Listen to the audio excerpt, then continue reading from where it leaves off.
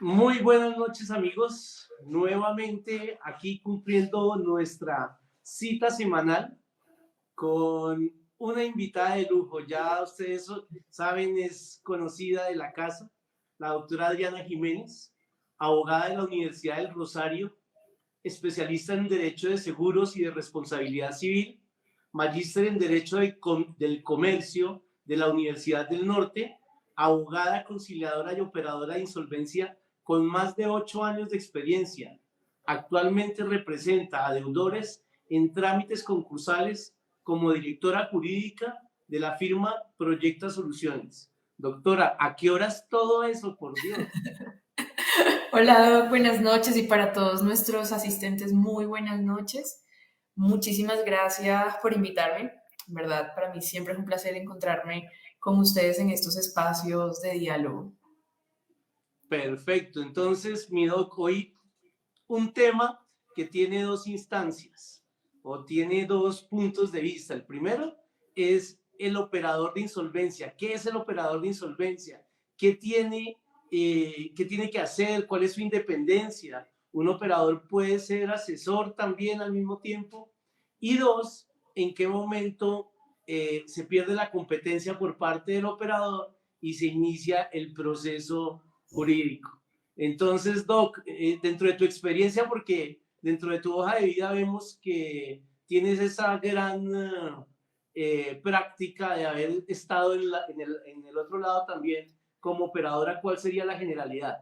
Pues yo he estado en todos los mares, por decirlo así, porque realmente fui operadora muchísimos años, fue una experiencia bastante grata y de hecho gracias a esa experiencia es que decidí volverme asesora, que es otro escenario diferente en donde el servicio que se presta es distinto, el acompañamiento es absolutamente diferente porque es un acompañamiento directo, real, hay un contacto directo con el deudor, se busca es que el procedimiento atienda al deudor a sus necesidades, a su proyecto de vida, a sus ingresos. Entonces, son situaciones bastante diferentes e incluso también tuve la oportunidad de ejercer como directora de un centro de conciliación, ya desde el área administrativa, ya no propiamente como operadora del trámite o directora del Sí. trámite, sino operadora del centro, que es quien presta el servicio y quien sabemos está avalado por el ministerio. Entonces, son situaciones muy distintas. Me voy a permitir como dar contexto en cada una de ellas para que las personas tengan claridad,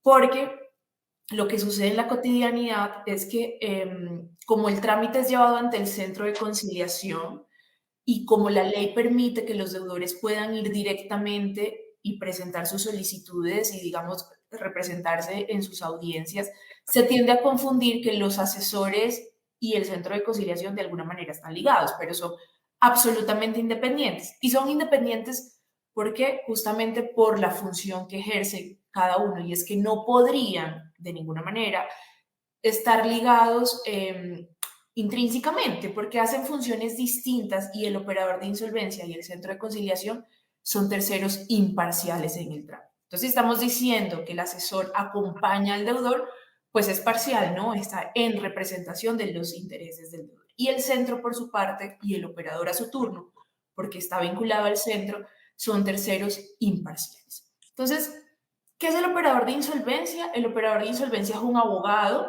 que está formado en mecanismos alternativos de solución de conflictos, conciliación extrajudicial en derecho y que adicionalmente está formado en insolvencia de persona natural no comerciante. Entonces, el operador de insolvencia es una persona experta en el tema e idónea.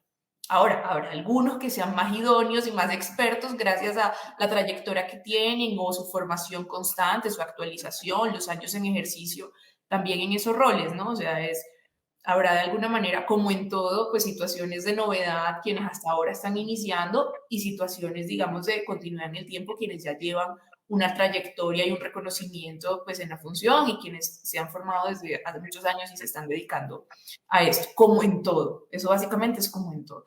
Pero lo importante de tener en cuenta es que el operador de insolvencia es un tercero imparcial. ¿Qué es el tercero imparcial? ¿Qué deber cumple o cuál es su rol dentro del trámite? Es dar alcance a la negociación y ser el director de la negociación. Es quien vela porque en el trámite se agoten cada una de las etapas procedimentales que se agoten en debida forma, que el deudor cumpla con los requisitos para dar admisión al trámite. Entonces, el operador de insolvencia básicamente es como el director del trámite, quien organiza que las etapas se cumplan, quien verifica y certifica que se dan los supuestos para acogerse al trámite de insolvencia. ¿Sí? Es como el que le da legalidad al trámite, el que Sí, dice que efectivamente... Es como el director y sobre todo como también el garante que el trámite se está haciendo en las condiciones legales y en las condiciones en las que se debe hacer, que se notifican los acreedores, que los acreedores también son escuchados, que los acreedores también puedan manifestar su voluntad y que su voluntad quede plasmada en el acuerdo de pago. Entonces, el conciliador o el operador de insolvencia es una persona absolutamente imparcial en donde escucha todas las partes y revisa que todas las partes tengan la participación que se merecen y que el trámite se esté adelantando en las condiciones que legalmente se han establecido para poderse adelantar. Bueno, Doc, aquí vienen algunas de las preguntas que nos empiezan a hacer las personas que nos están acompañando. La primera es si el operador de insolvencia puede sugerir el acuerdo de pago que se va a presentar. El operador de insolvencia puede hacer propuestas alternativas desde un rol activo que tiene, digamos, en su función está el proponer mecanismos o alternativas sí, propuestas, digamos, a la negociación. Lo que no puede hacer el operador de insolvencia es generar, por ejemplo, una asesoría directa con el deudor. Recibir al deudor en su despacho de manera privada y decirle, bueno, venga acá, usted lo que va a hacer es esto, y usted va a proponer esto, y usted va a decir esto, en el momento en que le pregunten esto, usted tiene que contestar así, hay que tener cuidado con esto, tenga en cuenta esto. Esas situaciones de la asesoría o esas situaciones de la relación estrecha y propia que se dan en el acompañamiento del deudor, no se puede hacer. O sea, el operador de insolvencia no debería tener reuniones propias con los deudores, no debería hablar con el deudor sobre cómo elaborar, digamos, la propuesta en una forma separada, porque eso podría confundirse en que esté asesorando al deudor y habría ahí un conflicto en donde, hombre, si yo soy un tercero imparcial y soy el director del trámite y el trámite nos cobija a todos o el trámite realmente tiene efecto sobre todos, incluyendo a los acreedores, porque hay, digamos, unos momentos de contacto íntimo en donde el operador de insolvencia le está acompañando al deudor de una manera parcial o de una manera particular. Hay que tener cuidado de eso porque el operador debe ser siempre imparcial, o sea, el operador velas por el trámite, no por el deudor, pues por el deudor porque el trámite está pensado en el deudor, pero vela es por el trámite, o sea, su preocupación es que este trámite se dé en todas las condiciones legales que tiene que darse. ¿No? Y podría darse, Doc, que no solo estuviera asesorando al deudor, sino que también pudiera estar Hacerlo con asesorando al el acreedor. acreedor. Exacto, y ahí también habría una ruptura de esa imparcialidad y es, hombre, no asesora, o sea, el operador de insolvencia no asesora. ¿Qué hace el operador de insolvencia? Da alcance a la negociación, le dice, mire, ustedes están en un procedimiento de insolvencia, los efectos son estos, esto tendrá alcance hasta aquí, esto, y ahí voy a adelantarme un poquito a la respuesta de la otra pregunta, podrá concluir de dos maneras. La primera es en un acuerdo de pago y la segunda es en una liquidación patrimonial, en donde el centro de conciliación y en consecuencia el operador perderá competencia para conocer del asunto y ya corresponderá a una instancia judicial todo lo que se adelante y todo lo que se suscite. Será una instancia judicial cuando estamos en liquidación patrimonial. De esa es la labor del operador, es darle claridad a los participantes sobre qué es el trámite y cómo se agotan cada una de esas etapas dentro del trámite. Pero no puede, por ejemplo, como se decía también, eventualmente también tener una asesoría directa con el acreedor y decirle, hombre, Objete separada, esto, ¿no? Y no haga audiencia, tal cosa. separada, decirle, hombre, tenga cuidado con esto, si usted vota, o sea, hay que ser cuidadoso en que lo que puede hacer el operador es dar alcance al trámite y velar tanto por los derechos y los intereses del deudor como por los derechos y los intereses de los acreedores y por la legalidad de todo el trámite. O sea, él es un garante que el trámite se desarrolle en la manera en que debe hacerse. Y aquí hay algo muy importante para que las personas que estén pensando en decidirse en tomar el proceso de insolvencia entiendan que tienen que ir acompañada con un abogado. aquí siempre les digo yo, si bien es cierto, el proceso permite ir sin abogado, pregúntense por qué los acreedores y sobre todo los financieros siempre van representados por un abogado. Y es precisamente porque cada día el proceso se convierte en un trámite más jurídico, ¿sí? Hacia allá estamos yendo, en donde cada día salen más aristas jurídicas que a una persona que vaya sin abogado seguramente no va a tener tanta tranquilidad precisamente porque el operador de insolvencia no puede asesorar. ¿Sí te parece bien ese concepto? Sí, y también hay una situación a tener en cuenta y es que el trámite de insolvencia es un trámite muy técnico y muy especial. No todos los abogados, hombre, no vemos abogados, no vemos insolvencia en nuestro pensum académico. O sea, Sí. son muy raras las situaciones en donde en una formación académica en la universidad, para salir titulado como abogado, se hable sobre la insolvencia. Se dan foros, se dan seminarios, pero no vemos insolvencia como una materia, como lo vemos con civil, con penal, con laboral, con todas las otras especialidades del derecho. Entonces, es un tema muy técnico y es un tema en donde no se da, por ejemplo, partamos del hecho que no todos los abogados lo saben, porque no De se le acuerdo. exige su formación académica. Lo saben quienes se capacitan para ello y eso lo han entendido muy bien los acreedores, refiriéndonos a entidades financieras. Finalmente, desde su cotidianidad es una situación presente, si yo soy una entidad financiera, donde voy a tener personas en insolvencia, que se dan poca medida porque la ley todavía no es tan conocida como quisiéramos que fuera conocida, pero se da y las entidades saben que se da. Entonces, invierten también en la capacitación de esos abogados o contratan abogados externos que sean especializados en esos asuntos o a sus abogados internos los capacitan porque es importante desde lo técnico que se puedan defender los intereses pues del acreedor en este caso. Así debe ocurrir también con el deudor. Nosotros hemos sido claros en el hecho de que el deudor puede acogerse de manera directa porque la ley lo permite. Eso es una posibilidad. Pero hemos sido también muy claros y enfáticos en decir que hay una diferencia bastante importante en los acompañamientos que se hacen eh, a los deudores cuando tienen un abogado que conoce del tema y que está capacitado en estos asuntos. Hay que tener cuidado porque a veces, a mí me ocurre, Doc, yo no sé si a ti te ocurra, se presentan muchos, digamos, deudores ya muy informados, pero la información llega hasta cierta medida. Entonces, en la información que tienen, digamos, algunas cotizaciones con centros de conciliación porque lo han hecho de manera directa. Claro, si yo estoy diciendo que el procedimiento me va a costar solo la tarifa del centro, sin tener en cuenta pues, los honorarios del abogado, seguramente en temas de dinero se va a incrementar ese valor. Sin embargo, hay que revisar eso desde el valor agregado del alcance del servicio que se contrata con los abogados. ¿Por qué? Porque el procedimiento de negociación de pasivos puede terminar de dos formas.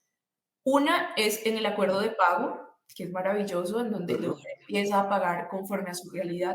Y la otra es en esa liquidación patrimonial, que como lo hemos dicho, ya el centro de conciliación y el operador de insolvencia pierde competencia. Entonces, hay que tener claro que hasta ese momento habrá presencia del operador y del centro de conciliación, que adicionalmente, como ya lo hemos dicho, esa presencia es restringida y limitada, porque únicamente podrá ser en la dirección del trámite, en el agotamiento de las etapas del trámite y, digamos, en esa verificación que se hace, que se dé el trámite en estricto cumplimiento legal.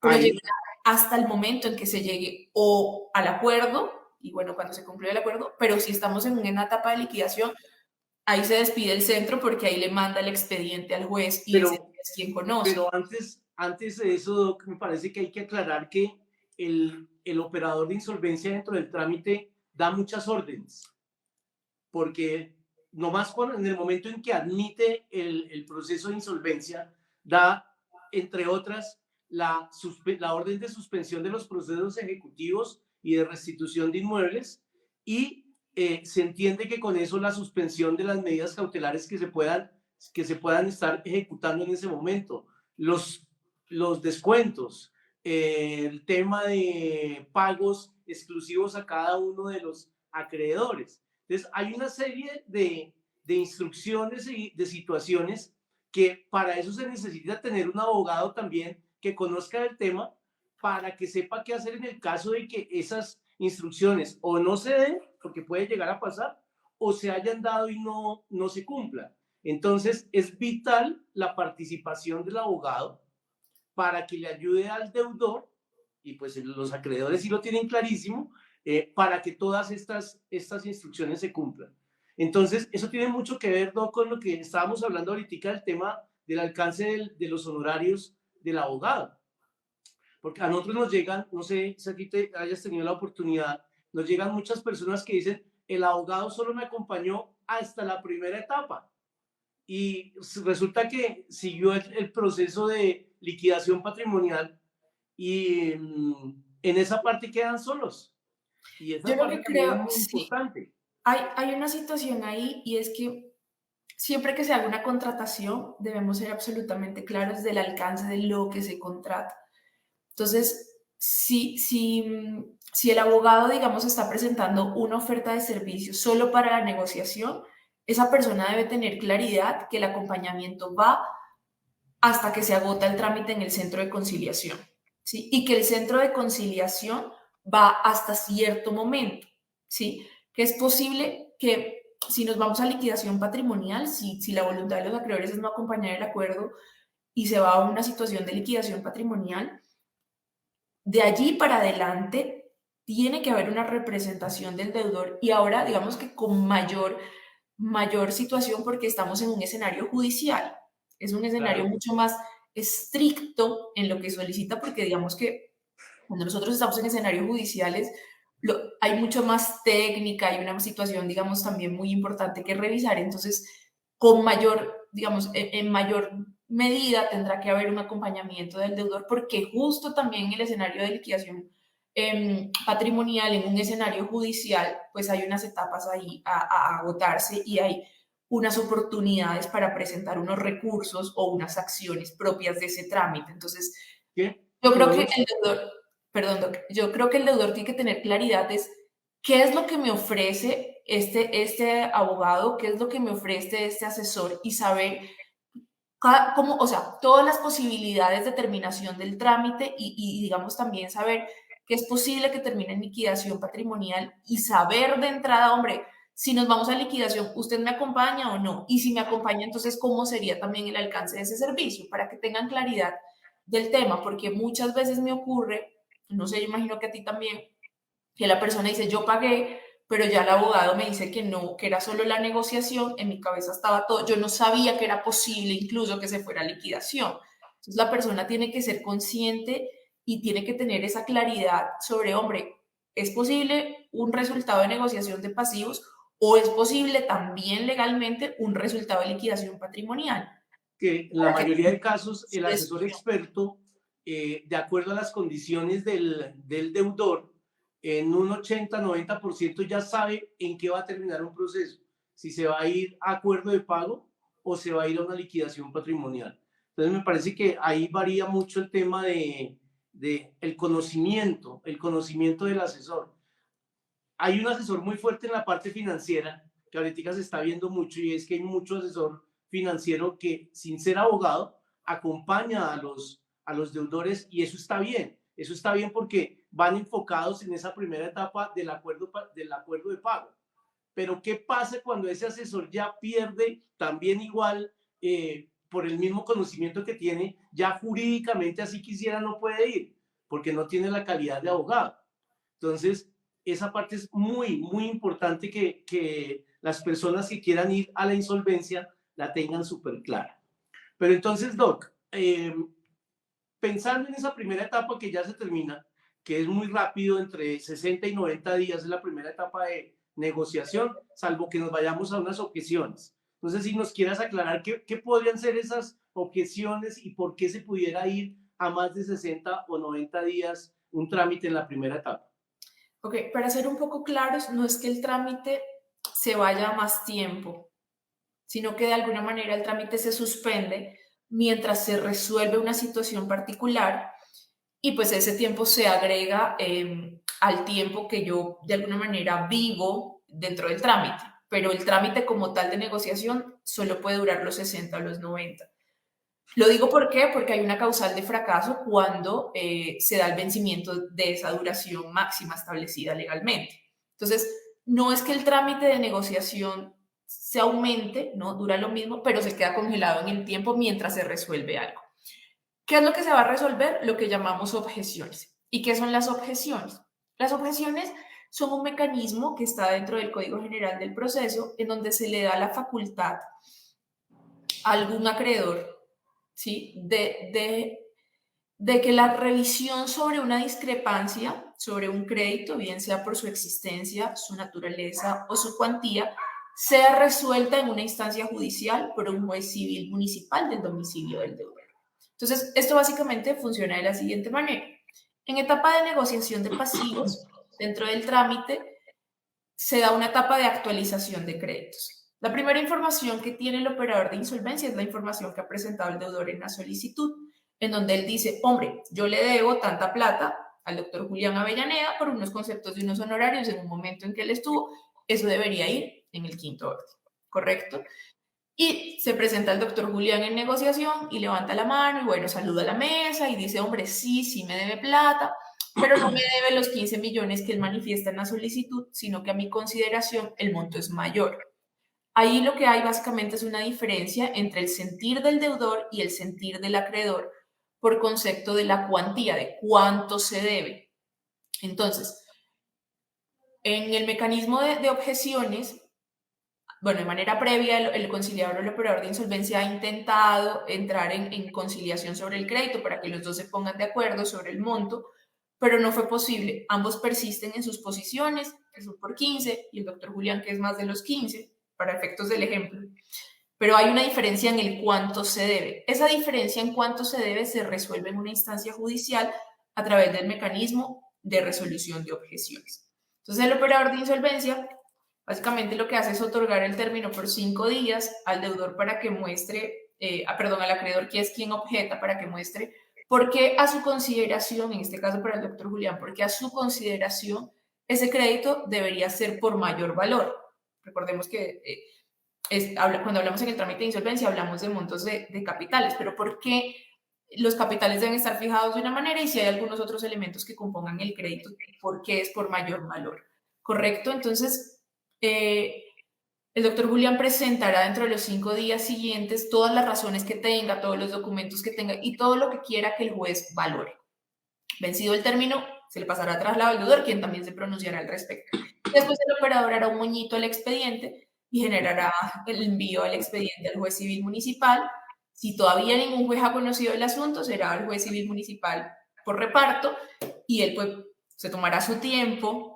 Cuánto tiempo se tome no lo sabemos. Sabemos que los tiempos de los jueces pues depende de cada despacho, de la congestión de cada despacho, de la complejidad de los procesos que hay en cada despacho. Entonces, ¿cuánto tiempo se tarde en instancia de objeciones allá el juez estudiando el asunto? No lo sabemos exactamente. Lo que nos dicen las estadísticas es que podrá ser de 6 meses a 1 año, más o menos, en ese periodo comprendido. Pero cuánto se tarde, no lo sabemos. Entonces, a partir del momento que el expediente sale con el moñito al juez, a partir de ese momento, que es cuando, digamos, nosotros hacemos el traslado, que el operador lo envía al juez, en ese momento el centro ya no es competente y se suspende el trámite, o sea, queda congelado en el tiempo. ¿Sí? La negociación queda congelada. Los días de negociación que hayamos tardado nosotros hasta ese momento se tendrán contados allí y quedan ¡pum! Congelados. ¿Sí? Pasa al juez, el juez resuelve el asunto, aclara la situación y toma una decisión mediante un auto que se llama auto de resolución de objeciones y se lo devuelve al operador de insolvencia. Cuando el expediente llega nuevamente al centro de conciliación y el centro de conciliación pone en conocimiento al operador, ahí como que se levanta ese congelamiento que teníamos y volvemos a contar los días de negociación. Entonces, si íbamos en el día 26 antes de la remisión al juzgado, el día que nos llega, ese día empezamos a contar a partir del día siguiente, el día 27, y contamos, digamos, con el plazo de negociación.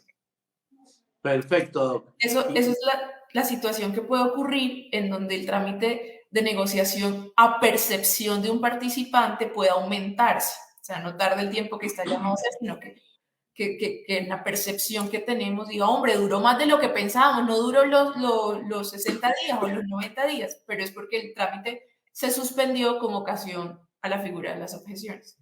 Y aquí estamos hasta ahora en la etapa de negociación. Y es también para que los deudores se den cuenta las diferentes situaciones que se pueden llegar a presentar. Es la razón por la cual tienen que tener un abogado que esté dispuesto a acompañarlos. Porque ahora vayámonos a la liquidación. Desde la admisión, Doc, dentro de su experiencia, el abogado tiene que estar pendiente desde la admisión y eso es 2 veces a la semana como mínimo revisando el proceso. Yo creo que antes de la admisión hay una etapa muy importante y es la presentación de la solicitud. Porque desde lo técnico, la manera en la que se presenta la solicitud es lo que se va a discutir en la negociación. Entonces, si yo presento una solicitud en incumplimiento de uno de los requisitos que nos habla el 539, muy seguramente allá en negociación, esos abogados expertos que estamos diciendo que están capacitados constantemente, que los acreedores son conscientes y gastan su presupuesto también en capacitación, que son gente que se come estos trámites día a día en una audiencia tras otra, que es el pan de cada día de ellos, pues ellos van a conocer perfectamente cuáles son los requisitos que se necesitan y van a chequearse todos los requisitos de la solicitud para ver dónde es que está la patica coja, para poder decir, hombre, sabes que tú no estás cumpliendo con este requisito particularmente. Control de legalidad, no hay cumplimiento de los requisitos, señor operador. Entonces yo creo que desde antes de la admisión hay una Perfecto, situación clarísimo. importante y es la preparación y la radicación de la solicitud. Y ahí es donde vamos un poquito desde lo técnico. Y hombre, el centro de conciliación no puede generar la radicación por mí, yo se la presento a ellos. Incluso allí vemos también de manera clara la separación que hay entre la función del centro de conciliación y el operador y la función que hay o que se brinda por parte de un asesor cuando, digamos, acompaña directamente o vela por los intereses del deudor. Entonces, sí, yo creo que todo el tiempo, incluso antes de que nazca el proceso, porque hay que hacer que ese hijo nazca bonito, o que nazca cumpliendo los requisitos. No, es Entonces, desde la misma presentación, Doc, no tanto de la parte técnica, sino de la misma presentación de la propuesta financiera, porque muchas veces llegan abogados inexpertos en el tema haciendo unas propuestas que de entrada ya se van a saber que no están contempladas dentro de las políticas de los acreedores y han vendido esa propuesta como válida a sus clientes. Dio sorpresa cuando llegan a la mesa de negociación y pues llegan a un fracaso en donde no los acompañan y se van a liquidación entrando en una situación de riesgo para sus bienes. A Dios gracias, esta norma es tan bonita, tan amigable con el buen término del acuerdo que hasta dentro de la liquidación hay etapas para negociar. Entonces, ahí, Doc, ya saliendo del proceso, nos fuimos para la liquidación. ¿Allá qué pasa? listo. Cuando se da el fracaso sobre la negociación, o sea, cuando estamos nosotros en negociación y se da el fracaso en la negociación por cualquiera de sus causas, en ese momento el operador de insolvencia saca un certificado de fracaso, dice, fracaso de la negociación por tal motivo, y nuevamente hace un moñito y le manda el expediente al juez civil municipal. Digamos que estamos en el evento de nuestras objeciones. En ese caso, ya que hubo objeciones, conocerá ese mismo juez, ¿correcto? Si no ha conocido ningún juez hasta ahora, pues conocerá al juez de reparto del municipio del deudor, civil municipal del domicilio del deudor. Entonces, en ese momento, el juez debe sacar una providencia que se llama apertura de la liquidación patrimonial y debe nombrar a un liquidador. Empezará entonces el proceso de liquidación, que básicamente es que el deudor con los bienes que tiene pagará los créditos que tiene. Pero ese proceso de liquidación, señor. Es importante que ya el deudor se dé cuenta que aquí ya va entonces un operador de insolvencia, ya hay un asesor y en este momento el juez nombra un liquidador, al que también ya vas a seguir diciendo qué pasa y también hay un tema de honorarios para que tengan claro ese tema. Exacto, entonces ya estamos en instancia de ya no pudimos negociar, por lo menos no con el centro de conciliación, ya no pudimos negociar con ellos. Entonces, de apertura a la liquidación patrimonial, eso se hace en instancia judicial. Es importante que tengamos eso claro. O sea, ya ahí el centro de conciliación pierde la competencia y la competencia la tiene de manera exclusiva el juez civil municipal del domicilio del deudor. Se da la apertura a la liquidación, se nombra un liquidador y se tasan unos honorarios, se fijan unos honorarios para ese liquidador, que deben ser pagados por el deudor, pero son honorarios que normalmente son bajos porque hay un principio de gratuidad en la administración de justicia. Entonces, eso es importante tener en cuenta. Dentro del proceso de liquidación judicial... Doc, discúlpame, antes de que pasemos, ¿esos honorarios pueden estar en qué orden, más o menos? Eso es difícil, digamos, como hablar de una tarifa, pero pueden ser más o menos 200.000, 1.000.000 de pesos, más o menos. Dependerá del caso en concreto y dependerá sobre todo del criterio judicial del juez que los fija. Entonces, nosotros hemos medido más o menos un promedio un poquito más alto, porque últimamente se han visto unos honorarios de 2, 3 millones de pesos que también tienen mucho que ver con el nivel de endeudamiento. Del deudor, exacto. Eso también es un criterio importante que hay que tener presente. Pero depende mucho del criterio judicial, porque quien lo fija es el juez que conoce el asunto. Perfecto. Bueno, ya lo admitieron. Listo, estamos en apertura de liquidación patrimonial y ahí hay algunas etapas también a agotarse. Entonces, también podrán presentarse objeciones a los créditos, nuevos acreedores podrán presentarse y decir, hombre, a mí me dejaron por fuera, si está dentro del término eventualmente podrán ser tenidos en cuenta para la liquidación patrimonial. Hay una etapa de inventarios y avalúos, hay una etapa en donde se habla sobre el proyecto de adjudicación y de manera posterior pues habrá una sentencia de adjudicación en donde con los bienes que tenga el deudor, el liquidador presentará un proyecto para reparto y se generarán los pagos a los créditos que se encuentren reconocidos. Sin embargo, es importante hacer una cuña y decir lo que acaba de decir el doctor Julián con relación a la posibilidad de negociar. Dentro del escenario liquidatorio también existe una alternativa y es la posibilidad de llegar a un acuerdo resolutorio en donde se podrá llegar a un acuerdo con los acreedores siempre que no exista sentencia de adjudicación.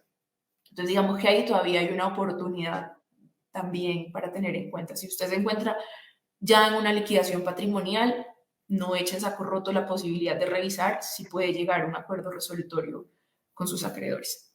Doc, ¿por qué este proceso es tan lento? Tenemos procesos de 3, 4, 5 años. Bueno, también hay que decir que algunos lo he visto que sale en un año, pero la mayoría son muy largos, el cliente no entiende. Nosotros como abogados lo entendemos de alguna manera, pero ¿cómo explicarle al cliente por qué la justicia se demora tanto con un proceso que en el papel no debería durar más de 6 meses y más con un auxiliar de justicia que está trabajando? Pues son dos situaciones, yo creo que pueden dar explicación a esa pregunta. La primera es que no existe un término legal sobre cuánto tiene que durar un proceso de liquidación patrimonial.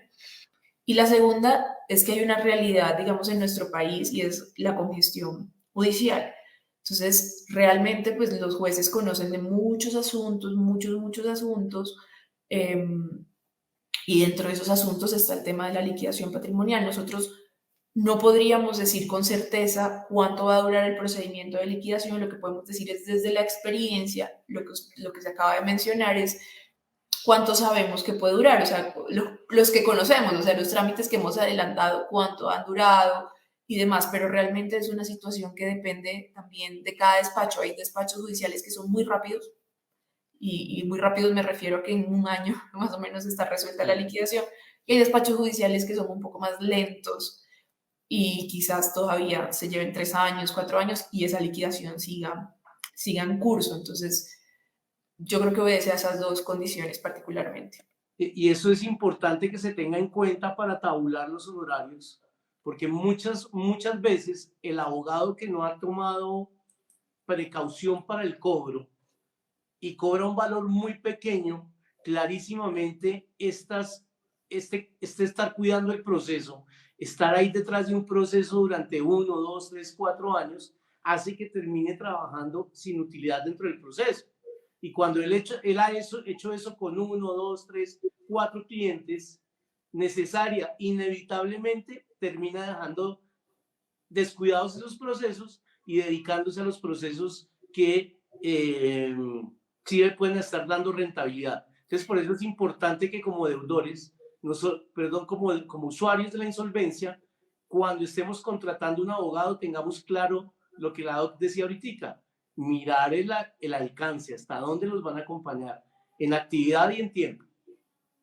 Sí, porque creo que también es posible que se presente otra situación y es que se despidan del trámite, ¿no? O sea, incluso que exista una confusión hasta dónde va ese acompañamiento y ya en un momento si se va a liquidación, bueno, hasta luego, hasta aquí va mi acompañamiento. Yo no presto ese servicio de liquidación porque yo he tenido clientes que llegan aquí y dicen, Dios, no sabía, uno, que esto podía terminar en liquidación. Y en el momento en que le pedí a la persona que me estaba acompañando que me siguiera acompañando, me dijo, no, yo no me dedico a acompañar procesos de liquidación, yo solamente hago negociación.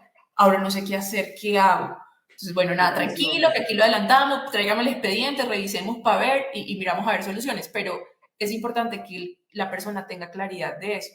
Y obviamente se generan unos honorarios. Es que a veces realmente me han llegado clientes que nos llegan con unas tarifas que uno dice, no hay posibilidad, no le va a ir bien en ese proceso, porque realmente por la experiencia ya lo deja saber a uno, y más cuando ese proceso va para liquidación, va a quedar sin acompañamiento. Doc, nos están haciendo una pregunta devolviéndose a los honorarios, y es que los honorarios del liquidador son por una sola vez o mensuales. Son por una sola vez, se tienen que pagar. Y de hecho, el no pago de los mismos, pues eventualmente algunos jueces entienden que es como causal de fracaso causal de rechazo sobre el trámite de liquidación.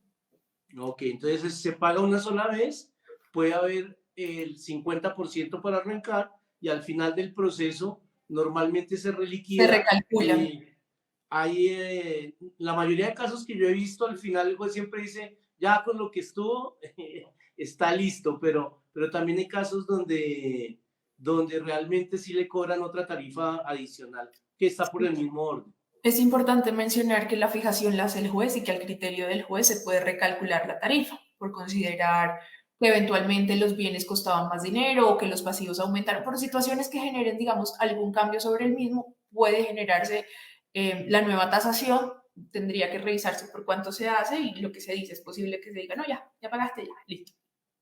Perfecto, Doc. No sé ya con esta explicación que se nos puede estar quedando, me parece que lo vital, lo de que ahí existe la posibilidad del acuerdo resolutorio, lo decíamos ahorita, de volver a negociar, y ya en la sentencia de adjudicación que la doctora ha mencionado ahorita, ese ya es pues la parte final. Si hay bienes se adjudican y si no, mutan a deudas naturales. ¿Cómo es eso, Doc, ya para Y de hecho, despedirnos?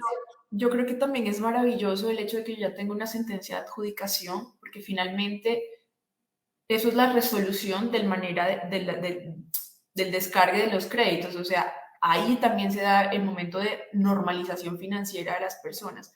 Cuando yo ya finalizo mi procedimiento de liquidación, hombre, ya dejé concluidos estos asuntos, ya se le pagó a quien se le tenía que pagar hasta donde alcanzó o le pagué a todos, e incluso es posible que me generen a mí un porcentaje, como que de alguna Que me manera den vueltas. haya un vuelto. El Entonces, trueque. exacto, entonces finalmente lo que hay es como una culminación o una terminación de esa situación de créditos pendientes de pago. Entonces eso es maravilloso. ¿Qué es lo que ocurre en la liquidación patrimonial? Y es que con lo que tiene el deudor, con los bienes que tiene el deudor, que puedan ser liquidados, porque no todos los bienes pueden ser liquidados, aquellos bienes que pueden ser liquidados serán repartidos a las personas que se les deba o a quienes llamamos acreedores. Eso es a criterio pues del liquidador y digamos que con la sentencia de adjudicación habrá absoluta claridad del tema, ¿sí?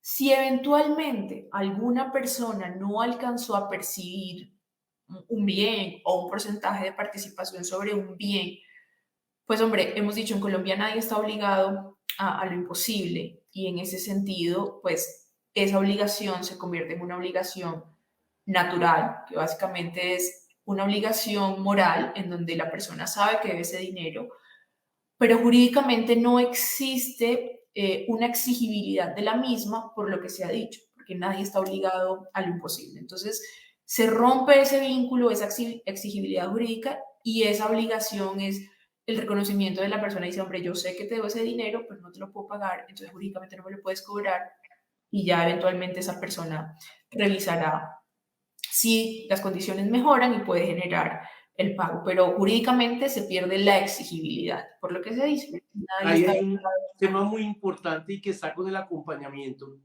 porque lo primero es que esa sentencia de adjudicación tiene unas obligaciones para los deudores y para reportes ante centrales de riesgos que van de la mano con lo que la doc estaba diciendo ahorita, que desde el mismo reporte, 4 años después, o sea, contados a partir del primer año de la liquidación, el reporte de centrales de riesgos ya tiene que quedar en cero, ni bueno ni malo. Es uno de los beneficios o de las conclusiones de la adjudicación. Pero aquí desafortunadamente, y yo siempre hago aquí la claridad, es que las entidades financieras como tal son serias, porque cumplen unas políticas y normalmente cuando salen esa clase de sentencias hacen lo que tienen que hacer. ¿Qué es lo que sucede? Que llega la persona encargada de recaudo en los bancos o en las casas de cobro a generar una serie de estrategias de cobro para confundir al deudor. Entonces les dicen cosas como desde que compraron la deuda y que como compré la deuda entonces ya no está en insolvencia. Entonces cuando uno habla con el cobrador que lo dice con una propiedad, y en la medida en que uno va subiendo el nivel, obviamente el banco ya va diciendo eso no pasa en mi banco. Y si pasa, este funcionario no trabaja conmigo. ¿Pero a qué voy?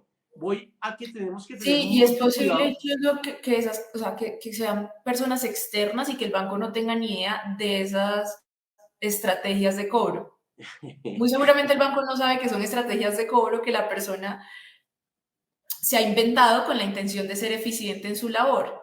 Pero es cierto, es Sí, importante tener claridad. desafortunadamente eso se da en los últimos 3 niveles, pero siempre hay un staff que es el que da la orden, porque es que el muchachito más chiquito es el que está recibiendo órdenes y él todavía no tiene esa capacidad de entender que puede presionar a un deudor desde el miedo, ¿cierto? Para eso hay que tener cierto nivel de experiencia y que es ese cobrador que sabe que no van a hacer la reclamación, que el deudor no está asesorado, pero cuando está asesorado es diferente.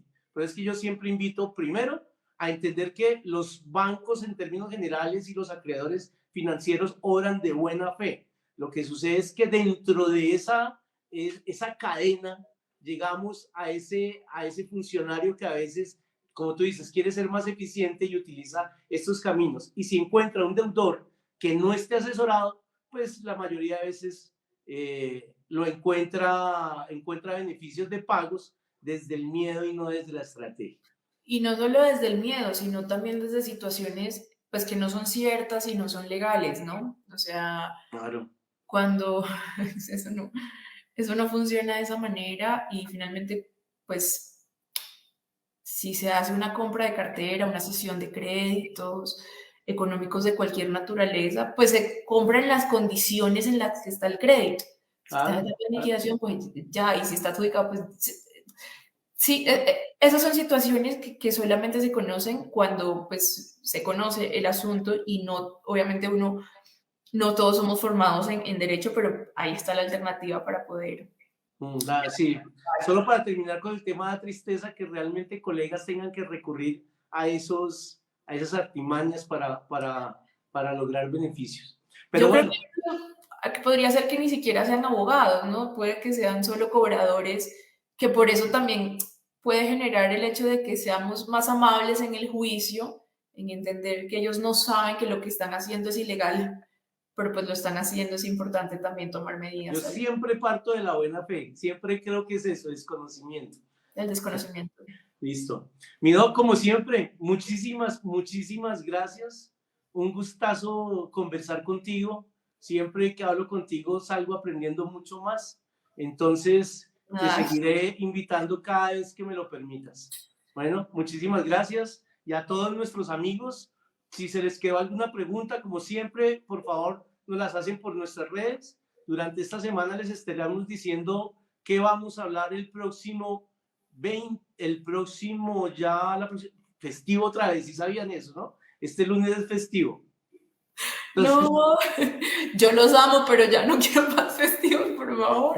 y el 20 también es festivo. Así que entonces preparémonos y un abrazo para todos y muchísimas gracias. Doc, gracias. A ustedes infinitas gracias y a todas las personas que se conectan. Excelente noche. Chao. Gracias.